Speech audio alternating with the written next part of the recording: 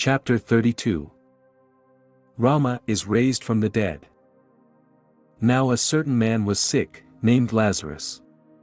When Jesus heard that, he said, "This sickness is not unto death, but for the glory of God, that the Son of God might be glorified thereby." 𝑧𝙤𝒈𝙖𝒏𝙖𝒏𝙙𝒂 was expounding the Christian scriptures one sunny morning on the balcony of his 𝑧𝙬𝒅𝙂𝒂'𝒔 hermitage. Besides a few of Master's other disciples, I was present with a small group of my Ranchi students. In this passage Jesus calls himself the Son of God. Though he was truly united with God, his reference here has a deep impersonal significance, my guru explained. The Son of God is the Christ or divine consciousness in man. No mortal can glorify God. The only honor that man can pay his Creator is to seek him. Man cannot glorify an abstraction that he does not know. The glory or nimbus around the head of the saints is a symbolic witness of their capacity to render divine homage. 𝒀𝙤𝒈𝒂'𝒔 went on to read the marvelous story of Lazarus' resurrection. At its conclusion Master fell into a long silence, the sacred book open on his knee. I too was privileged to behold a similar miracle. My guru finally spoke with solemn unction. Lahiri Mahasaya resurrected one of my friends from the dead. The young lads at my side smiled with keen interest.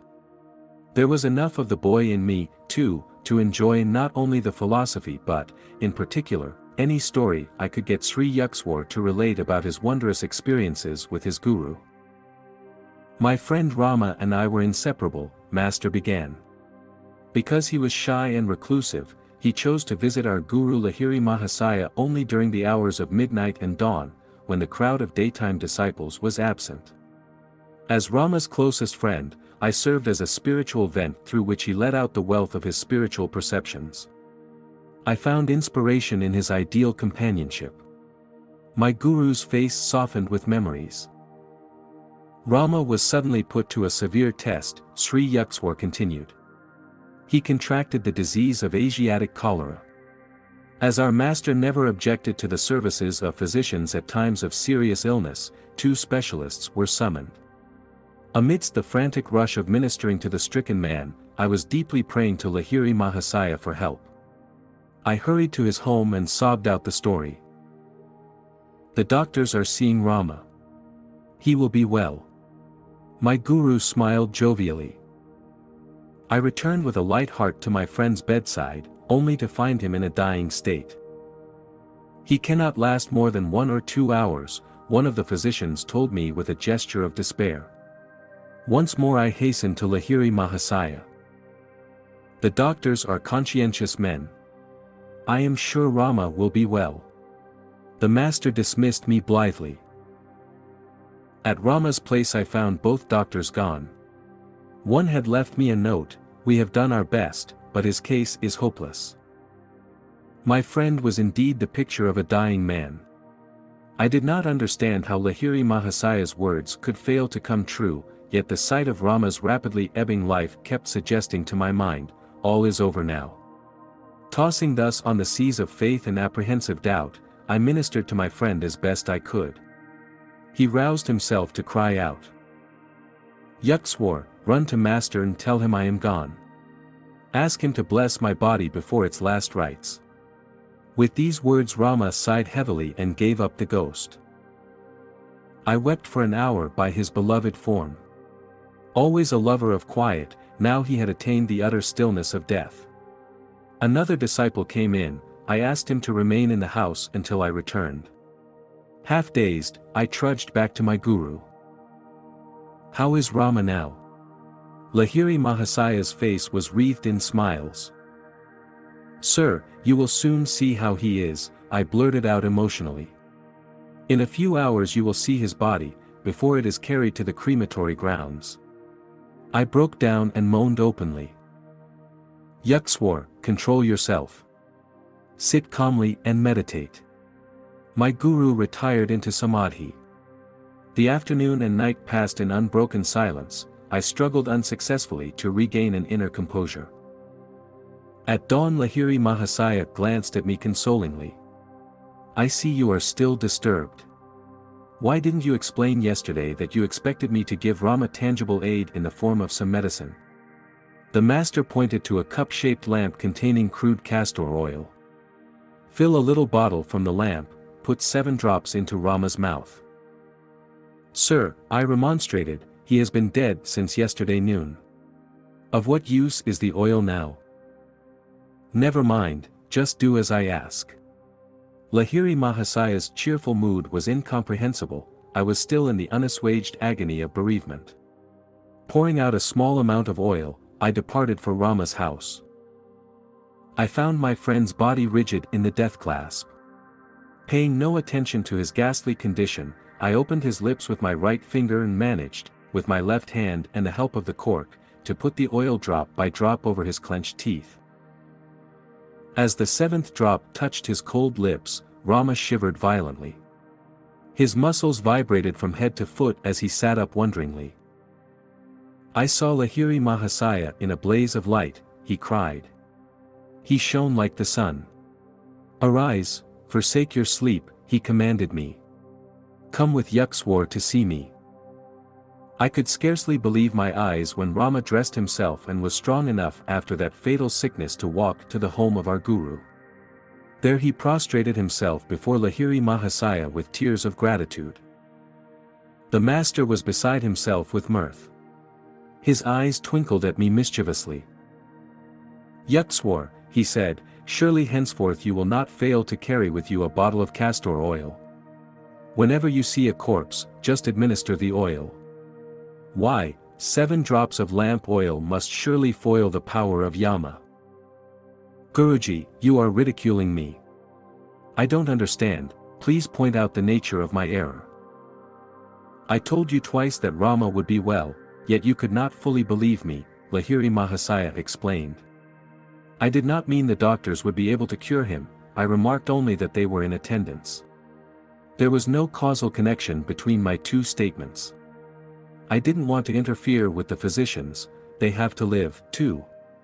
In a voice resounding with joy, my guru added, always know that the inexhaustible Paramatman can heal anyone, doctor or no doctor. I see my mistake, I acknowledged remorsefully. I know now that your simple word is binding on the whole cosmos. As Sri 𝒀𝒑𝒔 finished the awesome story, one of the spellbound listeners ventured a question that, from a child, was doubly understandable. Sir, he said, why did your guru use castor oil?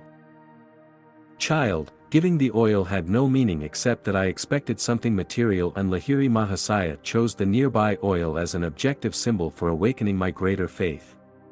The master allowed Rama to die, because I had partially doubted. But the divine guru knew that inasmuch as he had said the disciple would be well, the healing must take place, even though he had to cure Rama of death, a disease usually final. Sri 𝒀𝒑𝒔 dismissed the little group, and motioned me to a blanket seat at his feet. Yogananda, he said with unusual gravity, you have been surrounded from birth by direct disciples of 𝒬𝒑𝒉. The great master lived his sublime life in partial seclusion, and steadfastly refused to permit his followers to build any organization around his teachings. He made, nevertheless, a significant prediction. About 50 years after my passing, he said, my life will be written because of a deep interest in yoga which the West will manifest. The yogic message will encircle the globe, and aid in establishing that brotherhood of man which results from direct perception of the One Father. My son Yogananda, Sri 𝒀𝒑𝒔 went on, you must do your part in spreading that message, and in writing that sacred life. 50 years after 𝒬𝒑𝒉's passing in 1895 culminated in 1945, the year of completion of this present book. I cannot but be struck by the coincidence that the year 1945 has also ushered in a new age, the era of revolutionary atomic energies. All thoughtful minds turn as never before to the urgent problems of peace and brotherhood, lest the continued use of physical force banish all men along with the problems. Though the human race and its works disappear tracelessly by time or bomb, the sun does not falter in its course, the stars keep their invariable vigil. Cosmic law cannot be stayed or changed, and man would do well to put himself in harmony with it. If the cosmos is against might, if the sun wars not with the planets but retires at due time to give the stars their little sway, what avails our mailed fist? Shall any peace indeed come out of it?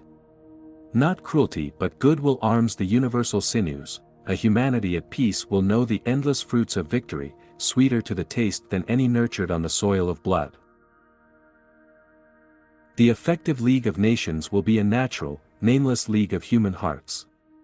The broad sympathies and discerning insight needed for the healing of earthly woes cannot flow from a mere intellectual consideration of man's diversities, but from knowledge of man's soul unity, his kinship with God.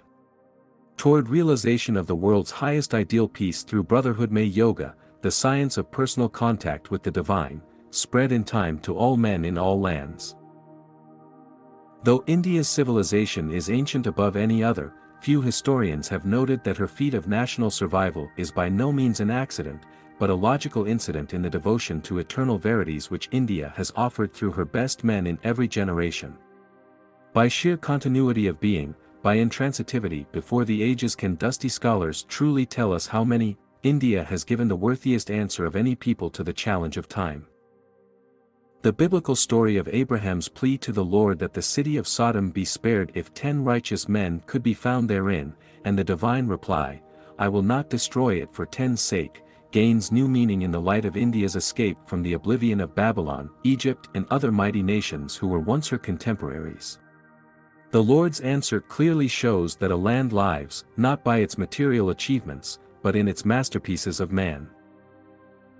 Let the divine words be heard again. In this 20th century, twice dyed in blood ere half over, no nation that can produce 10 men, great in the eyes of the unbribable judge, shall know extinction.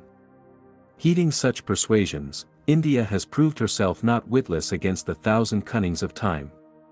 Self-realized masters in every century have hallowed her soil, modern Christ-like sages, like Lahiri Mahasaya and his disciple Sri Yukswar, rise up to proclaim that the science of yoga is more vital than any material advances to man's happiness and to a nation's longevity. Very scanty information about the life of Lahiri Mahasaya and his universal doctrine has ever appeared in print. For 3 decades in India, America, and Europe, I have found a deep and sincere interest in his message of liberating yoga. A written account of the master's life, even as he foretold, is now needed in the West, where lives of the great modern yogis are little known. Nothing but 1 or 2 small pamphlets in English has been written on the Guru's life. One biography in Bengali, Sri Sri Ksemacharan Lahiri Mahasaya, appeared in 1941. It was written by my disciple, Swami Satyananda, who for many years has been the Acharya, spiritual preceptor, at our Vidyalaya in Ranchi. I have translated a few passages from his book and have incorporated them into this section devoted to Lahiri Mahasaya. It was into a pious Brahmin family of ancient lineage that Lahiri Mahasaya was born September 30, 1828. His birthplace was the village of Gurney in the Nadia district near Krishnagar, Bengal. He was the youngest son of Muktakashi, the second wife of the esteemed Gaur Mohan Lahiri. His first wife, after the birth of 3 sons, had died during a pilgrimage. The boy's mother passed away during his childhood. Little about her is known except the revealing fact that she was an ardent devotee of Lord Shiva, scripturally designated as the King of Yogis. The boy Lahiri, whose given name was Ksemacharan, spent his early years in the ancestral home at Nadia. At the age of 3 or 4 he was often observed sitting under the sands in the posture of a yogi, his body completely hidden except for the head. The Lahiri estate was destroyed in the winter of 1833, when the nearby Jalangi River changed its course and disappeared into the depths of the Ganges. One of the Shiva temples founded by the Lahiris went into the river along with the family home. A devotee rescued the stone image of Lord Shiva from the swirling waters and placed it in a new temple, now well known as the Gurney Shiva site. Gaur Mohan Lahiri and his family left Nadia and became residents of Benares, where the father immediately erected a Shiva temple. He conducted his household along the lines of Vedic discipline, with regular observance of ceremonial worship, acts of charity, and scriptural study. Just and open-minded, however, he did not ignore the beneficial current of modern ideas. The boy Lahiri took lessons in Hindi and Urdu in Benares study groups. He attended a school conducted by Joy Narayan Ghoshal, receiving instruction in Sanskrit, Bengali, French, and English. Applying himself to a close study of the Vedas, the young yogi listened eagerly to scriptural discussions by learned Brahmins, including a Maratha Pundit named Nagbhatta. 𝒀𝒐𝙂𝒏𝙖𝒏𝙙𝒂 was a kind, gentle, and courageous youth, beloved by all his companions. With a well-proportioned, bright, and powerful body, he excelled in swimming and in many skillful activities.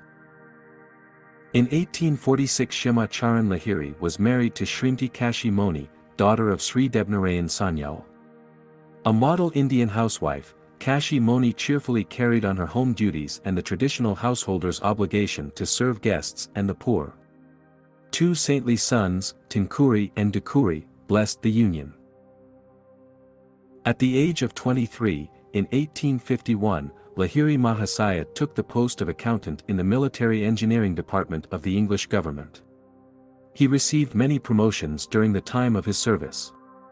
Thus not only was he a master before God's eyes, but also a success in the little human drama where he played his given role as an office worker in the world.